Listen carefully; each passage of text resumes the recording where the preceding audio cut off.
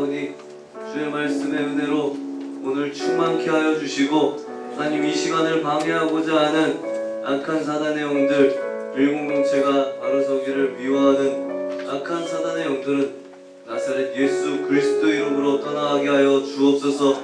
아버지 하나님, 오직 성령으로 충만한 이 시간 되기를 원하며, 하나님 아버지, 우리가 기쁨으로 주의 말씀 앞에 바로 서는 시간 되게 하여 주옵소서.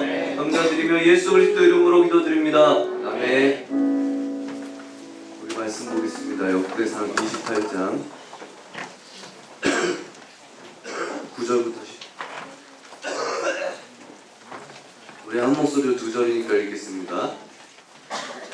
시작. 내 아들 솔로몬아, 너는 내 아버지의 하나님을 알고 온전한 마음과 깊은 뜻으로 섬길지어다. 여호와께서는 모든 마음을 감찰하사 모든 의도를 아시나니, 내가 만일 그를 찾으면 만날 것이요 만일 내가 그를 버리면 그가 너를 영원히 버리시리라. 그런즉 이제 너는 삼갈지어다. 여호와께서 너를 택하여 성전의 건물을 건축하게 하셨으니 힘써 행할지니라 하니라. 아멘. 할렐루야. 여러분, 오늘도 하나님의 놀라운 말씀의 은혜를 누리기를 원합니다. 현대인들이 인간으로서 살아가기 위해서, 여러분 다 현대인이죠? 살아가기 위해서 절대적으로 필요한 것이 세 가지가 있다고 합니다. 첫 번째는 소속의 필요입니다. 소속. 소속감을 느껴야 살아갈 수 있다. 기본적으로 가정에 대한 소속감, 공동체에 대한 그런 소속감. 그러니까 자기가 어디인가 확실한 소속감을 느껴야만 고독이라고 하는 병을 이길 수 있다. 이런 이야기입니다.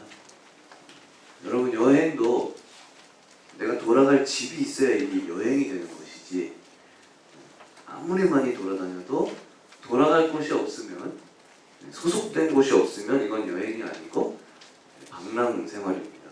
소속의 필요입니다. 두 번째는 이 안정의 필요가 있습니다. 안정, 이 불안을 이길 수 있어야만 된다, 그 말입니다. 현대인들이 가지고 있는 가장 어려움 중에 한 가지가 뭔가 하니까, 미래에 대한 그런 근심, 걱정, 불안감, 이것을 벗어나는 게 절대적으로 필요하다. 안정의 필요가 있다.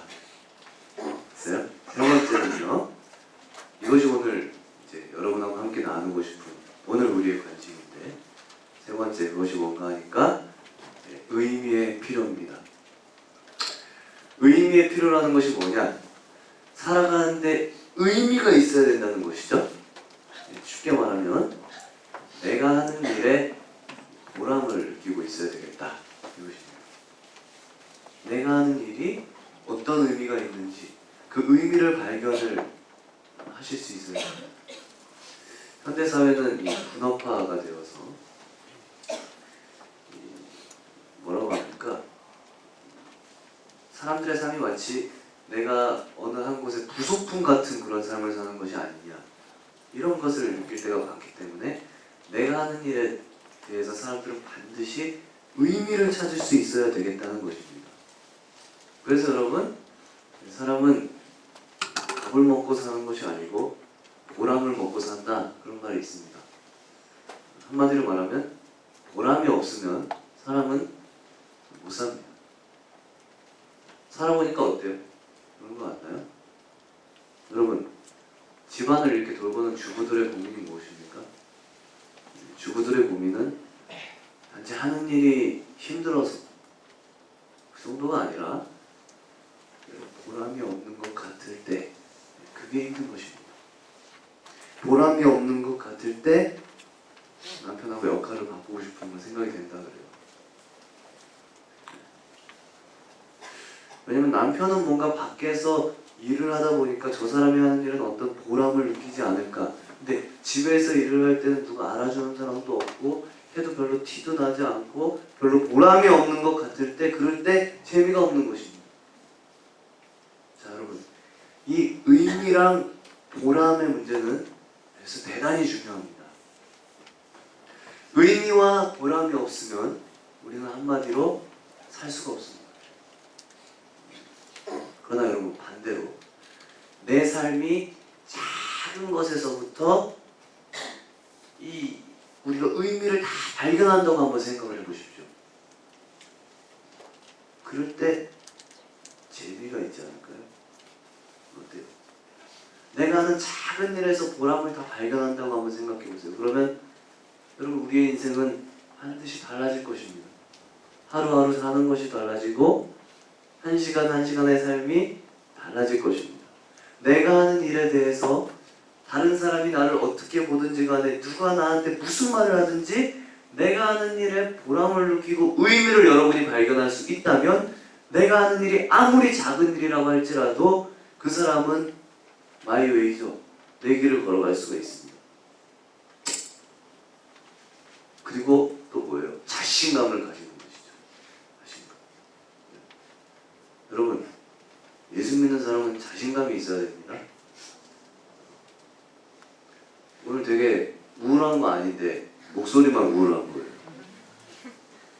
자신감을 가져야 됩니다. 그 사람이 돈을 많이 벌든지 적게 벌든지 내가 하는 일이 소위 빛이 나든 일이든지 아니든지 그거랑 상관없이 여러분 보람이 있고 의미가 있어야 되는데 보람이 있고 의미가 있으면 그 사람의 인생이 자신감이 넘친다는 말입니다. 네. 자, 여러분, 오늘 우리의 삶이 어떻게 그렇게 될 수 있을까? 오늘 성경 본문에서 우리가 다윗의 인생에서 이 답을 오늘 우리가 같이 찾아야 되겠습니다. 오늘 이 말씀을 나누고 싶어서 잠시 기도에 대한 말씀을 적었습니다. 다음 주에는 다시 나눌 텐데, 여러분, 다윗이 오늘 나오는데요. 다윗이라는 사람이 어떤 사람인지 우리는 어느 정도 선지식이 있습니다. 다윗은 여러분 다른 것은 다 차치해 놓고서라도 다윗은 어떤 인물보다도 하나님과 가까이 교제하고 싶은 가장 많은 그 열망을 가진 사람이 다윗이었습니다. 그래서 여러분, 이 다윗이 이스라엘의 왕이 되었을 때에 그가 가장 소원하고 가장 바라는 것이 있다고 한다면 그것은 하나님의 성전을 짓는 일이었습니다. 하나님의 성전을 짓고 싶은 마음이 그의 마음속에 충만했습니다.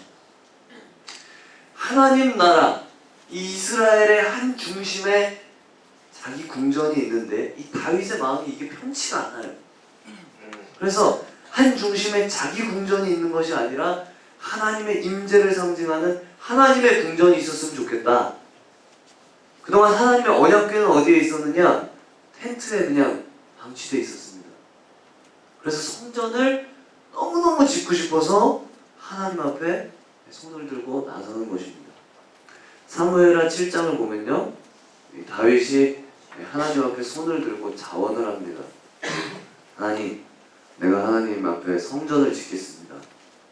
하나님께서 이 다윗의 마음을 너무너무 이쁘게 보셨습니다.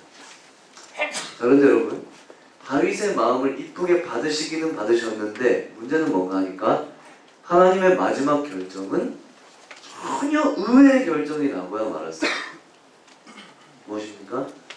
다윗, 너가 성전을 건축할 마음이 있는 것은 좋지만 너는 내 성전을 건축하지 말라는 것입니다. 하지 말래요. 하나님께서 거절을 하셨습니다.